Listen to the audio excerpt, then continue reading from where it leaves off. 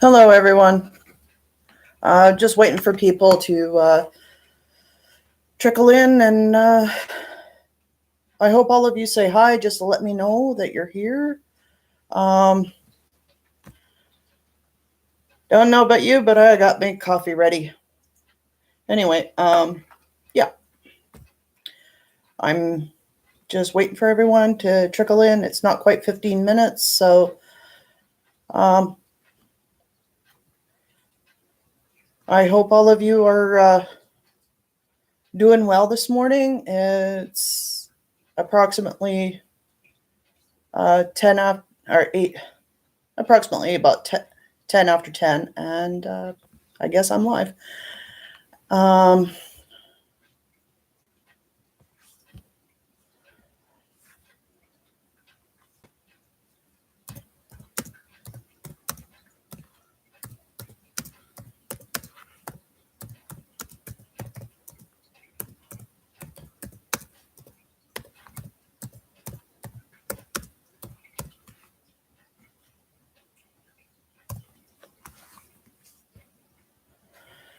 anyway, yeah, I found Danielle Smith to be rather insulting, to say the least. Mind you, I don't really like UCP for various reasons other than history.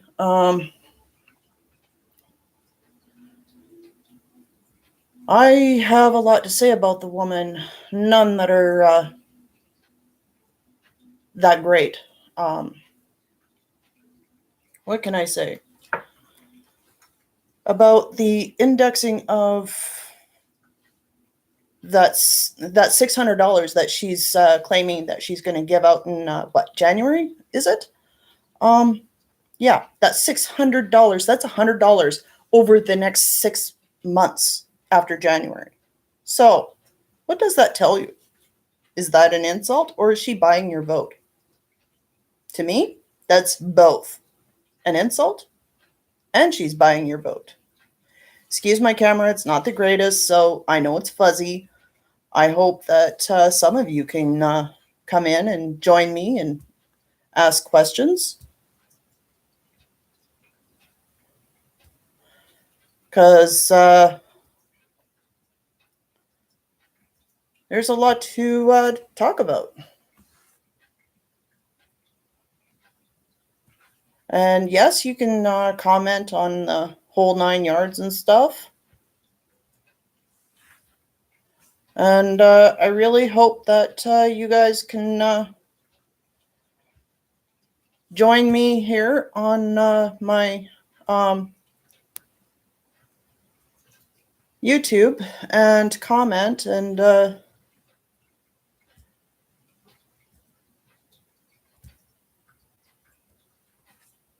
just kind of take part in how you feel, because I'd like to engage with all of you and see where you guys stand. If you guys saw the live feed with Danielle Smith on, what was it, Global? A few days, day before yesterday. And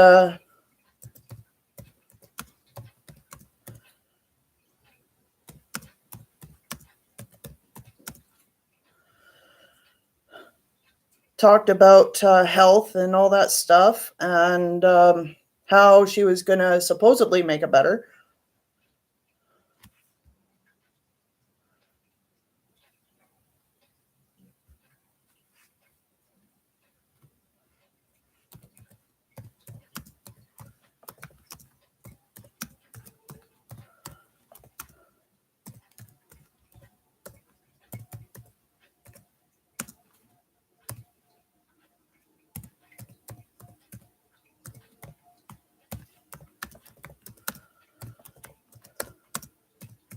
Excuse me while I say something to my group on Facebook, the Alberta Hummingbird Project.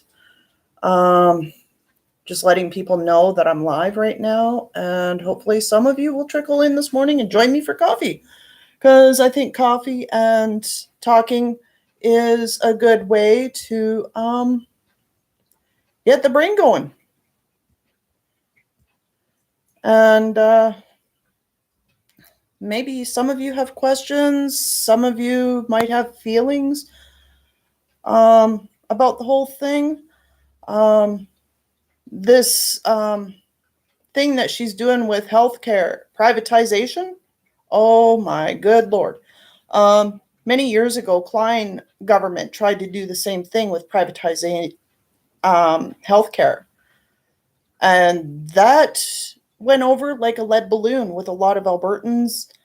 And here we are again, almost 20 years later, if not more, over 20 years later. And we're trying this again.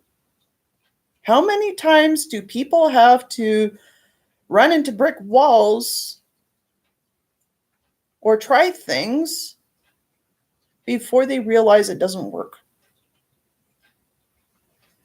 They're revamping our democracy, for which is becoming not so democratic anymore. This bringing in privatization is a step in the wrong direction as far as I'm concerned. I mean, especially for those that are on supports or low income. If a person breaks a leg and you live in the States, you end up almost going bankrupt just to get any form of medical service to help that leg become healed. That could very well happen here in Canada with privatization. Sure, they claim it's to take the stressors off already stretched systems. Well, here's the kicker. Canada is supposed to have one of the best systems in the world, but yet, how can we have the best system for which is universal if we're going backwards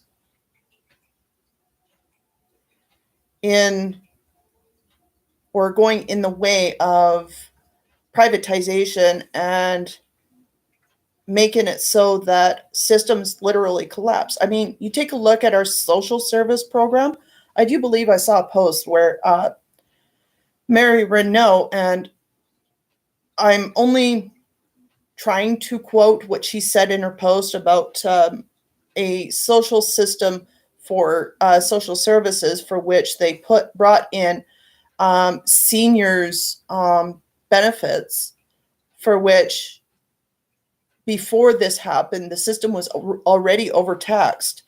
On top of that, he also fired or laid off a lot of social workers, which made the system even more taxed. I mean, to the point where a lot of people do not or are not able to get a hold of their workers. Now, this you can take to the bank. When that kind of stuff happens, that's when the governments come in and say, oh, it's not working, so we'll just privatize everything and lease out people's information to unspecified companies to take care of your caseload. How does that make you feel? How do you get the right kind of care if you have a disability, if you can't afford health care, your medication, supports to services like, say, if you're on PDD? Well, that system was taxed when I was on PDD. Not only that, what was out there for people with disabilities did not fit my needs. So as much as I did have PDD, they did not help me because of the services available that did not address what I needed. So when you have mothers and people going on the news saying their 20-year-old or 17-year-old is not getting the right help because of age criteria, for which limits them as to what they can do as parents with severe needs. Understand that most of autistic anything if you have severe needs, generally ends before the age of 30. Many say about 25. So, where does that put those that are over a certain age bracket? Or in order to get into PDD, you also have to be below 70 IQ. So, where does that put people over, say, the 70 IQ bracket? Yes, they have a disability, but how do they get help if services do not provide? Or if services do not meet the needs? So again, we're going back to the whole privatization thing. When systems fail, people privatize or basically hand out um, people's um, files to unnamed companies to take over social service and or medical health needs or whatever. This in turn might bog up the system because you have a different worker every time you need something, or the caseloads are so much that you can't get a hold of a worker. And because it's privatized, you don't know who is talking, who you're going to talk to. So therefore, these people would not know who you are, let alone what kind of services you're looking for. They might not be in the know in what is actually out there that might pertain to your needs or your questions. To you or to them, you'll be another number in that cabinet file. And the employer that services you might be a number within their company for which answers the phone. So basically, you're going for a whole mess of WTF. Um,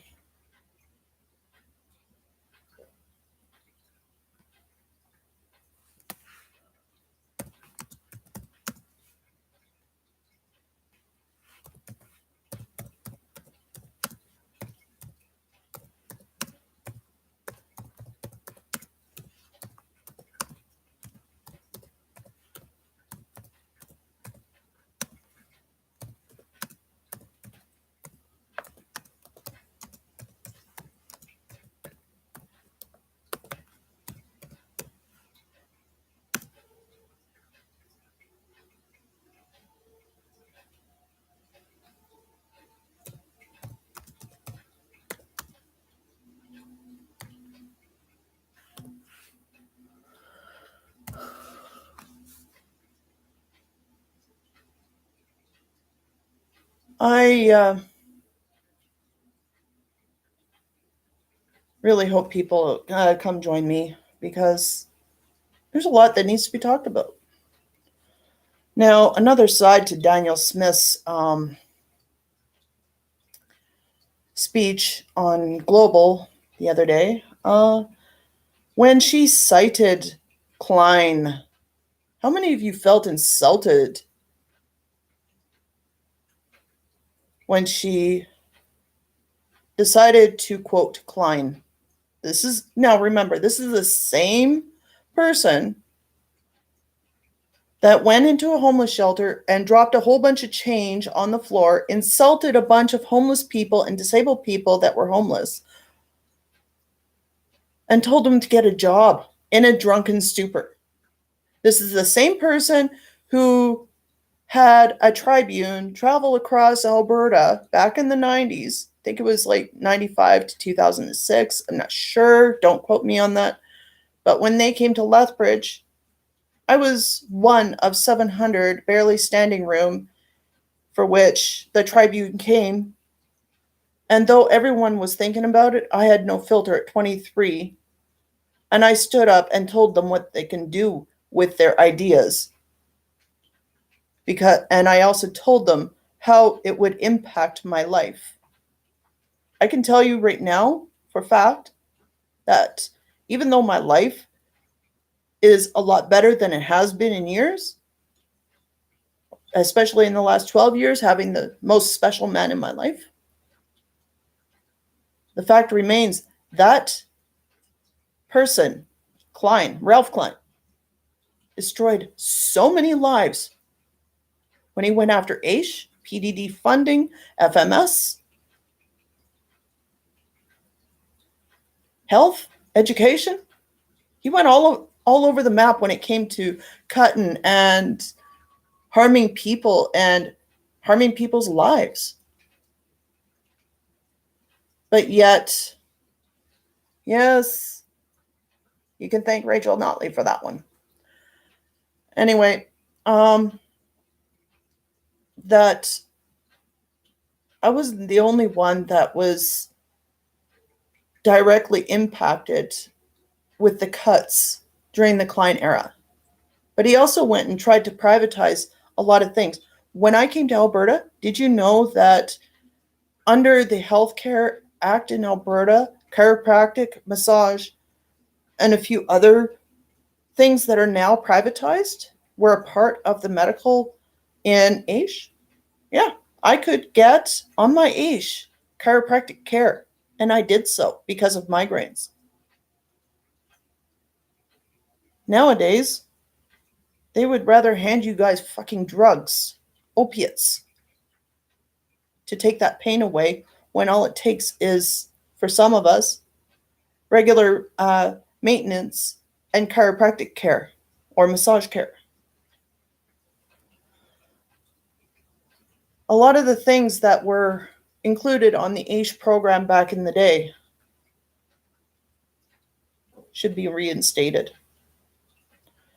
Much like how programs are nowadays, everything is a one-size-fits-all kind of deal. I'm sorry, but one-size-fits-all does not fit everyone. Given that disabilities are a spectrum, as in they affect everyone differently, programs should also keep that in mind when generating care or ways to address one's needs when addressing people. I can't say that enough because I came from person-centered programs where each individual had a different set of issues for which needed to be addressed. Now, when you have person-centered programs, that means that not all of your issues would be addressed, but a good lot of them would be. And that's the beauty of these programs. They take each individual as a person. And by having a interview kind of thing where they include your assessments and your abilities, your interests,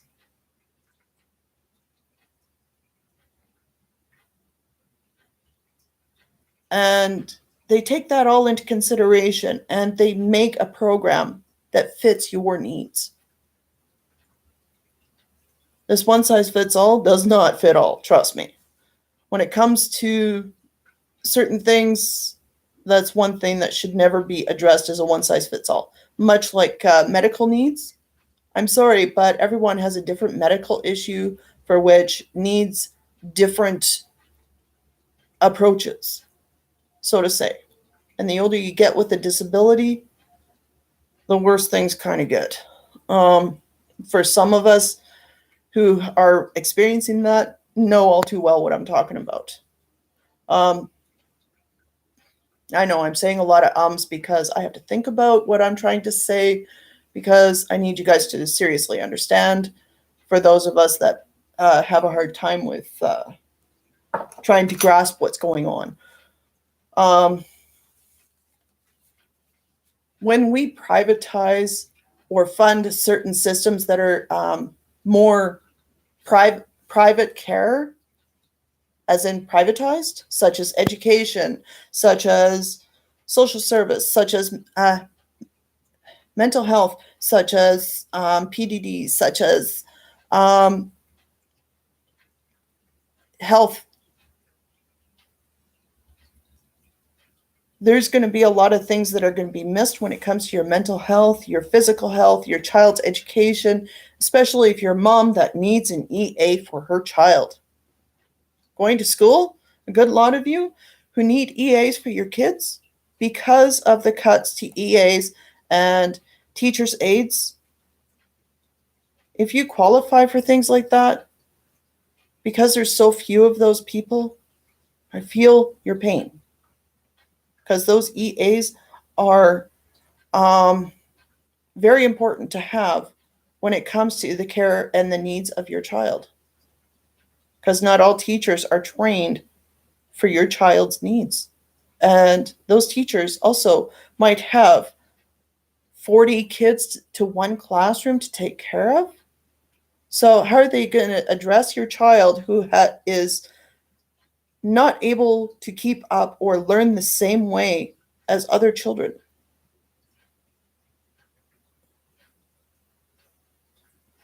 They can't because they're too busy taking care of the neurotypical kids over your disabled child. Sorry to say that way, but it's the truth. Now, the other end of it, we also need to look at how mental health and children within our school systems are adapting to the bigger classrooms. Not all the kids are going to get the necessary attention that they need in order to do the work that they need to do to keep up with the rest of the kids or learn what they need to get in order to, say, go to college or university after school, especially if they have developmental delays or cognitive delays.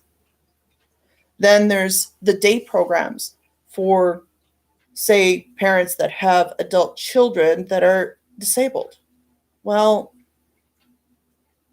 not all caregivers are trained to be able to care for that child's needs, and I feel that pain too. I've seen it in action.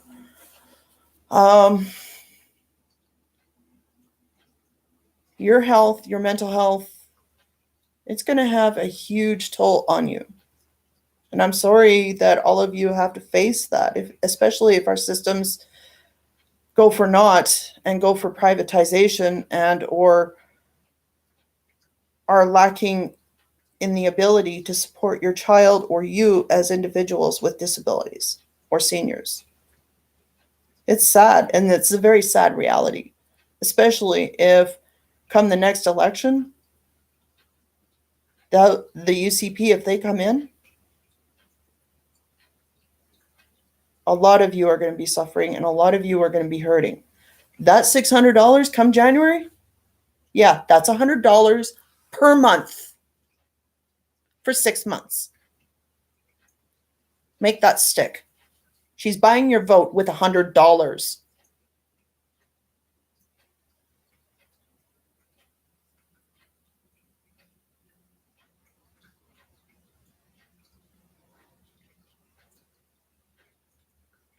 I'm sorry, she would have to pay me a hell of a lot more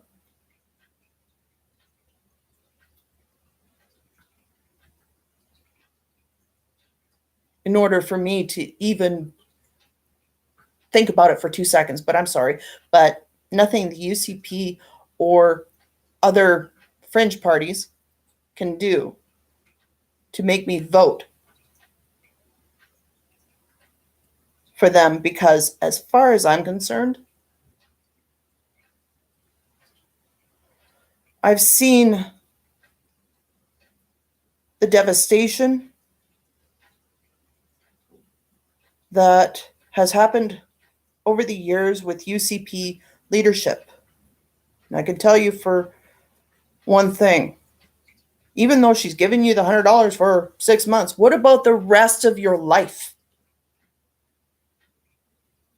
So in 6 months, after January, where are you going to be without that $100? I'll let you know. You'll be back in the same goddamn sinking ship that you are in now, without that $100. Is $100 really worth your fucking vote? Excuse my language. Oops. Freudian slip.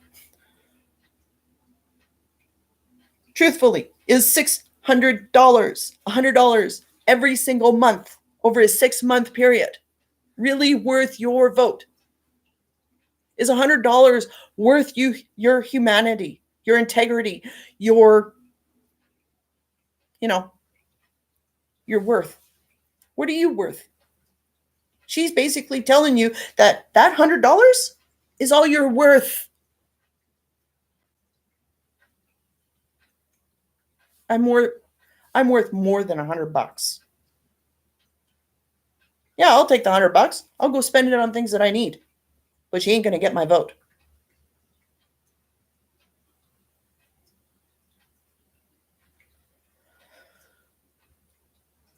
And yes, I saw Rachel Notley's answer to Danielle Smith's insulting speech. I wish she had have done more on how she actually felt about Danielle Smith's speech, and instead of using a speech that you would normally say at a voting time, I would have liked to have her been more engaged in real feelings and real aspects of that speech. To further this discussion even more so, Danielle Smith did not talk about the houseless or homeless, as some of you like to call those that live on the streets. She did not talk about housing, really. She did not talk about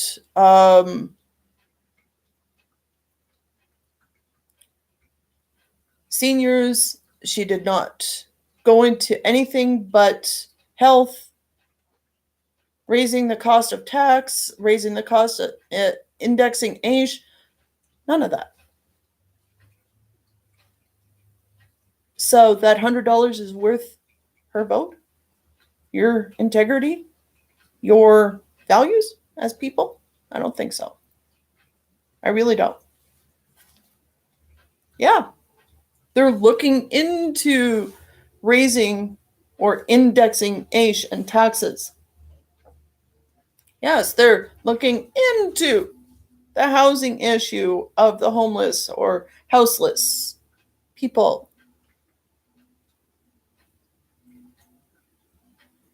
But the reality is, are they really going to address it?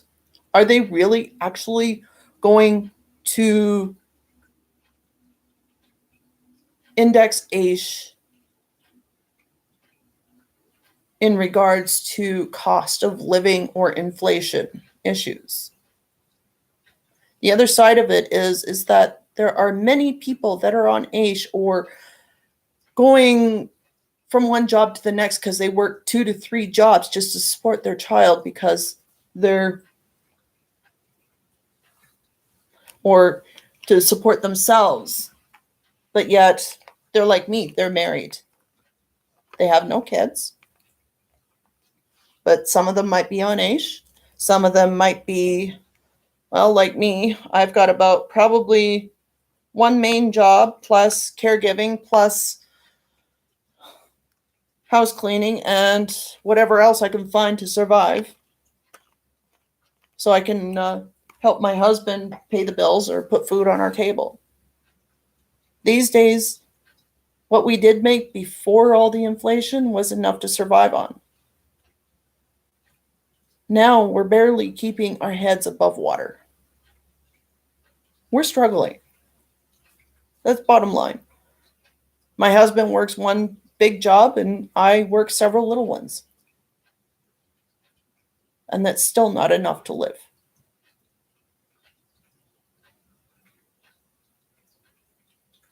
Even though that the costs of rent in Calgary are really crazy and worse than Edmonton, I can tell you right now, I'm paying close to 13, at least, here in Edmonton. And if that doesn't tell you something, I can tell you this. I don't know how I and my husband would live if we had kids to feed and clothe and put through school with what we make. I'm just glad that I don't have a lot of severe issues for which require expensive medications or um, therapies or other things that might cost us money, because having what I have, that's bad enough. If I had worse, we would be, I'm pretty sure we'd be homeless, if not bankrupt, every day.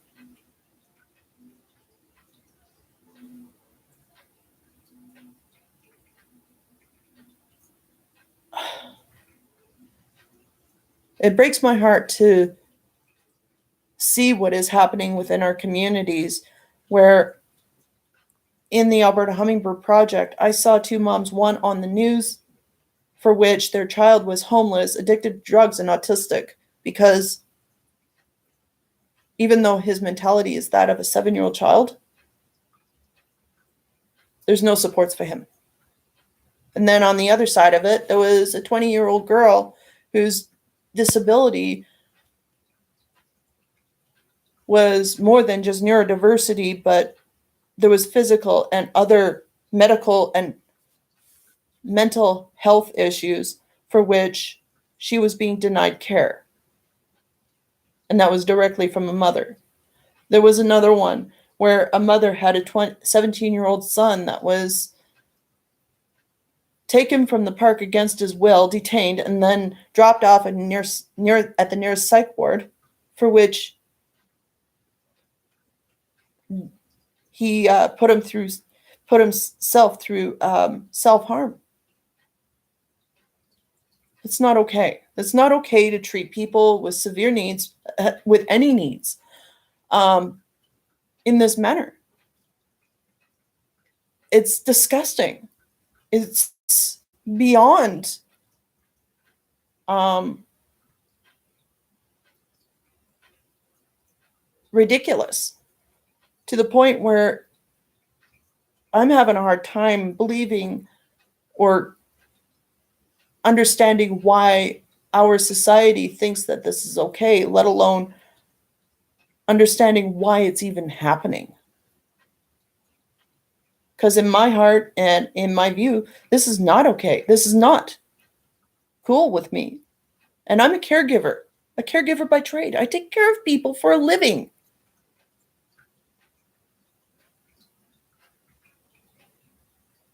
Like a good lot of you, I have invisible disabilities. And if I say this is not okay,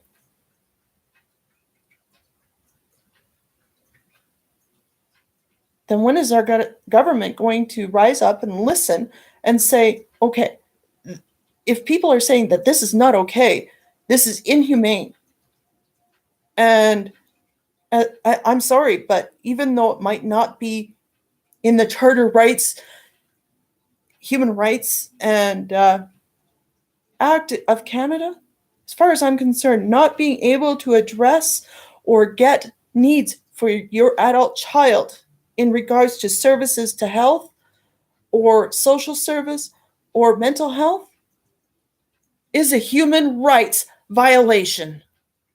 I don't give two hoots.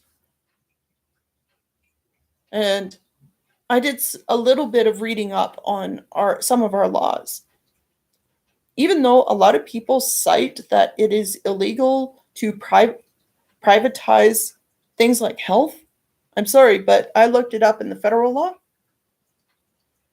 Quote unquote, there is no protection or law that states that provinces or territories cannot privatize their systems. So therefore, people citing that it's against the law to privatize health, I'm sorry, it's not. It should be, but it's not. Matter of fact, I would like to learn how to make a proposal for the federal government to follow through on, hopefully, that makes it so that privatization is illegal in all provinces because it will be constitutional. I want to make it a part of the Constitution for which, if you do something that is to be part of a Constitution, then it cannot be changed or taken away without a vote. And it would take a hell of a lot to change it. Right now, there is no protection. Let's just make that clear. So if they privatize social service, even though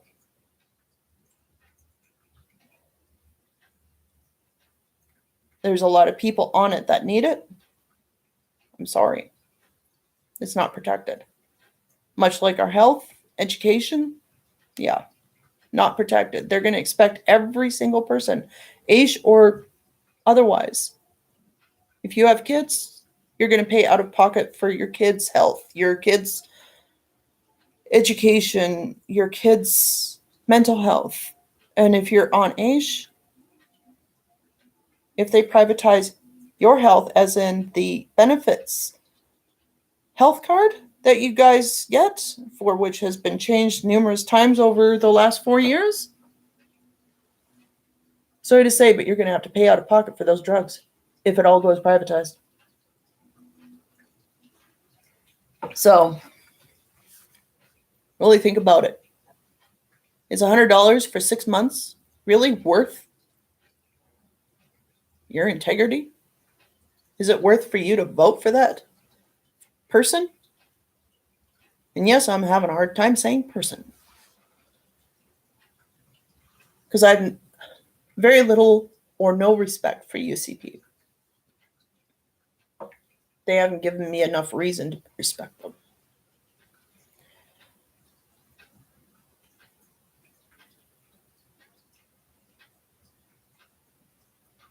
And all of this comes down to the fact that you really have to think about your values, your morals. Yeah, go ahead, take the $100.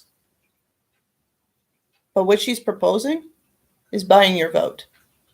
She's hoping that everyone will forget all the shit that happened over the last 4 years.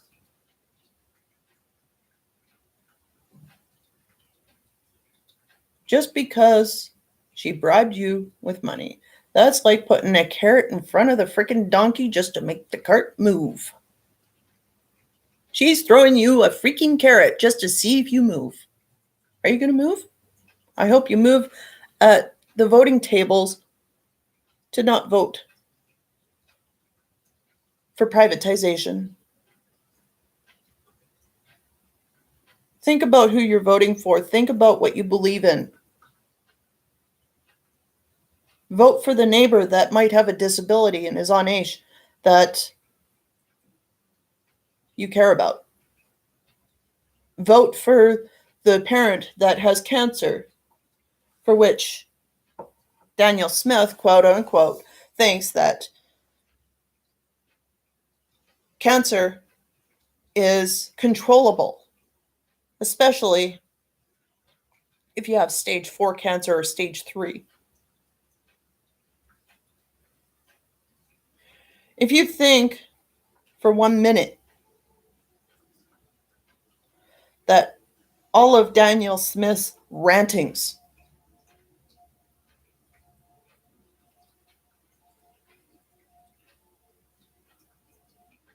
is worth the $100 that you're going to get, then you're in for a hard reality, especially if her party gets in. And those that are in Medicine Hat, I feel sorry for you with Danielle Smith being in your area as your MLA. Oh my good God. Now, I don't know much about the Alberta Party, and as for these other fringe parties, oh my God. I hope they don't get in. Because though they're against the UCP, I have to question some of their idealisms as well. Because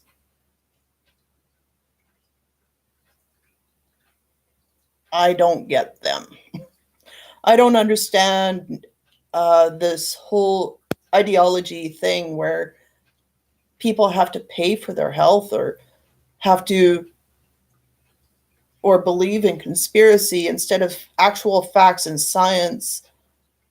Um, yeah, like I don't get it really.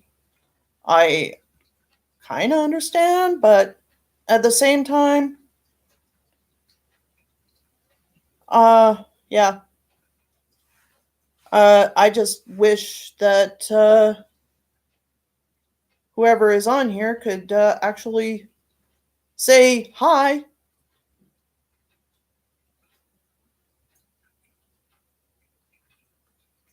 I mean, I really hope you guys um, are seeing this. I hope some of you are willing to comment and join me for coffee. Say hello in the chats. Um, because I want to hear your thoughts. I don't want to be the only one talking here. At least you guys get to type. Um,